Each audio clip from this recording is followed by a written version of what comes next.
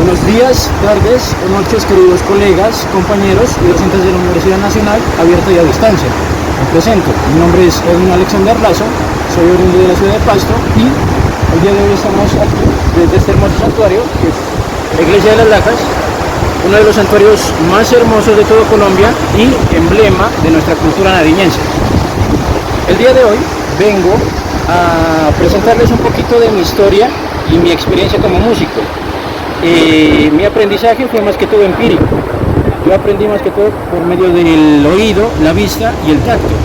Mi proceso consistió en mirar cómo ejecutaban el instrumento los músicos que me gustaba más escuchar a mí, los músicos más reconocidos como Django Reinhardt, Angus Young, Steve Vai, y mi proceso fue por medio de la práctica, el error, el volver a intentarlo, el fallar una y otra vez hasta que me salieran las canciones que yo quería tocar tal y como las quería ejecutar.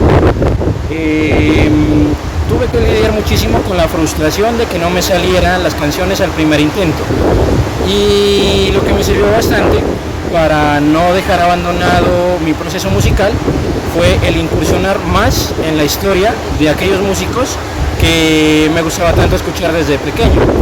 Empecé a incursionar mucho en la historia de Django Reinhardt y me di cuenta de que el proceso que tuvo este ídolo fue más que todo por medio de la práctica y nada más que práctica. Django Reinhardt tenía un proceso bastante duro. Él dormía con su instrumento, se despertaba con su instrumento, ni siquiera desayunaba, seguía practicando, ensayaba en la mañana, en la tarde, en la noche, y jamás dejó a un lado su sueño de ser famoso.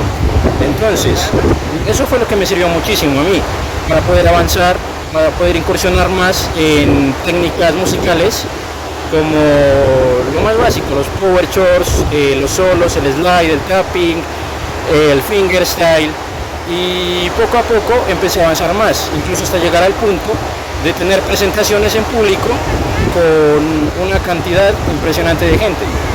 Y cuando yo estaba en ese punto, rodeado de gente, a todos les gustaba lo que estaba tocando, me aplaudían, yo dije, bueno, ¿cómo llegué hasta aquí sin ni siquiera saber leer una partitura? Entonces fue cuando me di cuenta de que la práctica no era lo suficiente si yo quería llegar a ser un músico experto.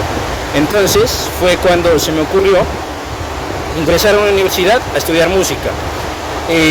Tuve varias opciones, tuve la opción de ingresar a la Universidad de Nariño, al SENA o a otras universidades, pero el problema es que no me quedaba tiempo para dedicarme a mi profesión, a mi oficio.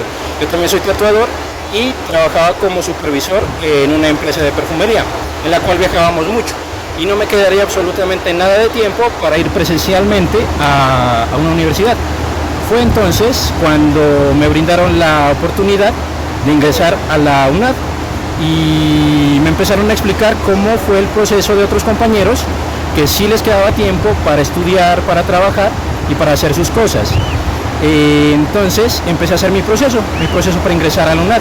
Aprovecho para agradecerle muchísimo a la universidad por brindarme esa oportunidad, por brindarles oportunidad a los músicos empíricos para seguir profundizando en sus conocimientos y para poder avanzar más como músicos. Le agradezco muchísimo también a las personas que me están escuchando y que me pueden brindar un momento de su atención para escuchar un poco de mi historia y de mi experiencia como músico. Muchas gracias.